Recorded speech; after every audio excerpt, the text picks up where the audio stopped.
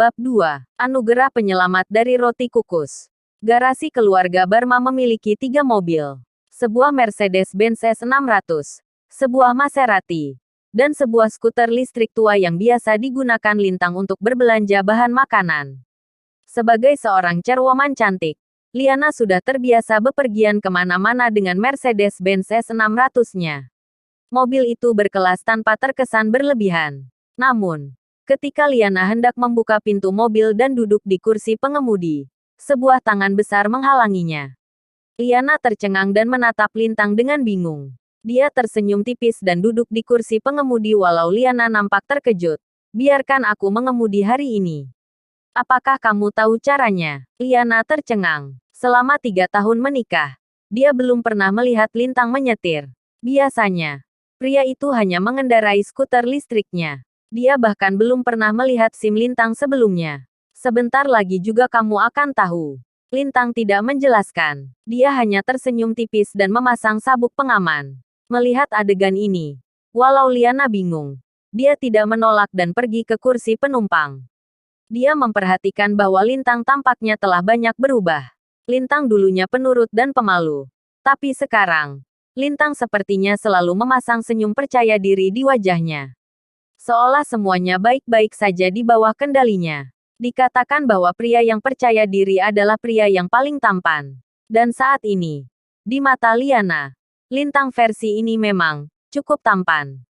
Pintu mobil ditutup. Di luar dugaan Liana, Lintang tidak menyalakan mobilnya. Sebaliknya, ekspresi nostalgia dan melankolis muncul di matanya. Liana, apakah kamu masih ingat toko roti kukus Pak Herman? Liana tercengang. Tentu saja dia ingat. Ketika dia masih kecil, hubungan orang tuanya dan kakeknya tidak akur. Liana dan orang tuanya diusir oleh kakeknya, mengakibatkan mereka harus mencari nafkah dari usaha roti kukus. Bagaimana dia bisa lupa? Namun, dia tidak mengerti mengapa Lintang mengangkat masalah ini.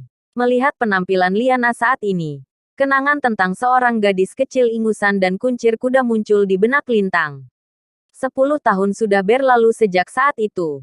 Ketika dia berusia 13 tahun, bosnya yang jahat memerintahkannya untuk membunuh seseorang. Saat itu, dia menguntit seorang bos berbahaya dari sebuah organisasi misterius yang membuatnya harus pergi ke Indonesia. Lintang yang masih muda berhasil membunuh total 32 orang pembunuh bayaran dari organisasi misterius itu. Meskipun dia berhasil membunuh bos itu dalam pertempuran terakhir, dia terluka parah, dan dia nyaris tewas. Kejadiannya di pagi hari. Jakarta begitu dingin dan sunyi saat itu. Hanya ada satu toko roti kukus dengan lampu menyala. Pada saat itu, Lintang tengah merangkak di jalan, berpikir untuk pergi. Darahnya yang mengucur meninggalkan noda panjang di jalanan tanah. Saat itu, dia benar-benar berpikir bahwa dia akan mati. Kelaparan, rasa sakit, dan kelelahan tak henti-hentinya terlintas di pikirannya. Tetapi tepat ketika dia hampir tidak bisa bertahan hidup, seorang gadis kecil muncul di depannya.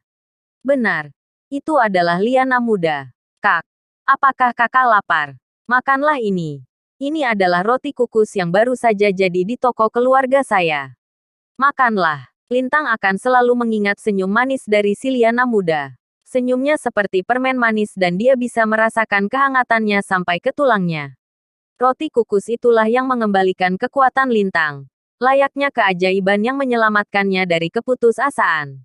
Dia berhasil menyelesaikan misi pamungkas dari bosnya dan pergi meninggalkan Indonesia. Di usia yang begitu muda, 13 tahun, dia menjadi kaisar dunia gelap yang baru. Meskipun dia tak terkalahkan dan meraih kemenangan demi kemenangan di luar negeri, dia masih tidak bisa melupakan Liana muda ataupun roti kukus yang dia makan dengan darahnya. Lintang, apakah kamu baik-baik saja? Liana sedikit mengernyit, membangunkan Lintang dari lamunannya. Dia merasakan kesedihan dan kerinduan di ekspresi Lintang. Suasana misterius itu bahkan membuatnya ragu bahwa orang di depannya adalah suaminya yang tidak berguna, yang telah tinggal bersamanya selama 3 tahun terakhir. Lintang menarik napas dalam-dalam dan mengubur peristiwa masa lalu dari benaknya. Kemudian, dia menyalakan mobil. Tidak apa-apa. Ayo pergi. Di jalan, banyak mobil terus-menerus lewat di berbagai arah. Namun, keterampilan mengemudi Lintang sangat bagus. Sepanjang pengamatan Liana, Lintang mengemudi dengan begitu mulus. Tetapi mobil itu juga luar biasa cepat. Mereka terus-menerus memotong dan melaju melewati barisan kendaraan. Mata Liana yang indah menunjukkan gemerlap keterkejutan. Akhirnya, dia mengerti bahwa suaminya ternyata tidak sepenuhnya tidak berharga. Namun, wanita itu tidak tahu bahwa Mercedes-Benz yang dikemudikan Lintang tidak hanya mantap dan cepat, tetapi dia bahkan menghindari semua kamera lalu lintas. Setiap kali mereka masuk dalam jangkauan kamera, plat nomor mereka diblokir oleh mobil di depan atau di belakang mereka, atau memasuki titik buta kamera. Ini adalah keterampilan naluriah Lintang. Dan itulah alasan mengapa dia tidak mau mengemudi selama 3 tahun terakhir. Selama Lintang mau, tidak ada kamera di dunia ini yang bisa menangkap gambarnya. Semua ini membuat Liana terkejut. Namun, ketika mereka baru saja berhenti di perempatan dan Liana ingin bertanya ke Lintang, telinga pria itu berkedut, dan ekspresinya berubah drastis. Hati-hati. Di saat yang sama, Lintang langsung membanting setir, dan mobil mereka berdecit. Seketika, mobil itu meluncur ke jalur berikutnya. Ada desiran yang begitu kencang di telinga mereka. Lamborghini di belakang meraung seperti binatang buas, lalu melaju kencang ke tempat mereka berhenti, meninggalkan goresan yang panjang. Hampir saja, jaraknya hanya 1/10 detik. Jika saja Lintang merespons sedikit lebih lambat, maka Lamborghini itu akan menghancurkan mereka. Mobil setan itu akan dengan mudah menghancurkan mereka. Meski begitu, Liana sangat ketakutan. Wajah cantiknya berubah pucat seperti selembar kertas dan keringat dingin mengalir di atasnya.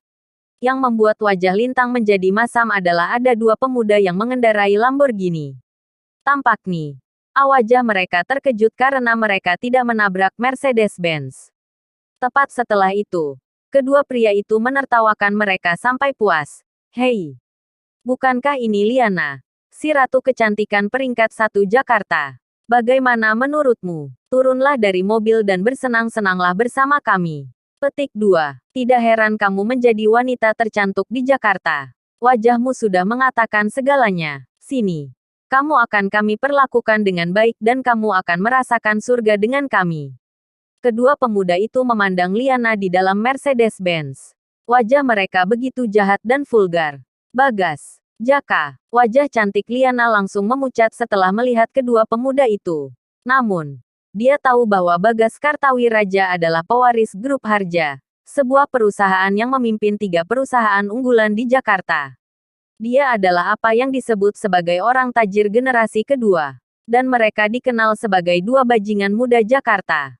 Sebelumnya, mereka berdua telah berusaha sangat keras untuk menggait Liana tetapi berulang kali ditolak. Dia tidak pernah menyangka akan bertemu mereka di sini. Tatapan Bagas beralih menatap Lintang yang ada di kursi pengemudi. Dia hanya bisa tercengang. Sebelum seringai lebar muncul di wajahnya. Liana. Apakah ini suamimu yang tidak punya apa-apa? Kabarnya, dia tidak berguna. Aku tidak menyangka dia bisa mengemudi. Ini luar biasa. Komentar itu dipenuhi dengan nada sarkastik. Di sampingnya, Jaka juga tertawa terbahak-bahak. Liana, apa yang kamu suka dari dia? Dia pengangguran, tidak menarik, dan tidak punya kelebihan. Apakah dia jago di atas ranjang? Tatapan kedua pewaris muda itu dipenuhi kecemburuan dan penghinaan. Di mata mereka, hanya seorang dewi seperti Liana hanya cocok untuk seorang selevel mereka. Tapi sekarang, harga diri dan kecantikan Liana terbuang sia-sia demi suaminya yang tidak berguna, Lintang. Mendengar pidato-pidato yang memalukan ini, mata Lintang menatap mereka dingin. Sebelum dia mulai bicara, Liana di sebelahnya buru-buru membujuknya. Lintang. Ayo pergi. Abaikan mereka. Wajah cantiknya pucat dan penuh kekhawatiran. Mereka tidak boleh menyinggung kedua bajingan muda ini. Melihat itu, Lintang hanya bisa menganggukkan kepalanya.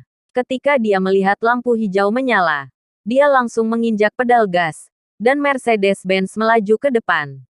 Namun, hanya karena mereka pergi, bukan berarti Bagas dan Jaka rela membiarkan masalah itu selesai. Beraninya kau mencoba lari dariku, idiot. Di saat yang sama, Bagas mencibir dan segera menginjak pedal gas. Lamborghini melesat bak panah yang ditembakkan dari busurnya. Dia kebetulan menjadi anggota klub mobil sport. Selain itu, dia adalah salah satu pembalap amatir terbaik di Jakarta. Dengan Lamborghini yang diimpor dan dimodifikasi ini, Mercedes yang dikendarai si menantu tidak berguna akan jadi sebuah hal mudah. Hampir dalam sekejap mata, Lamborghini semakin dekat dengan Mercedes. 100 meter, lalu 50 meter, dan akhirnya 30.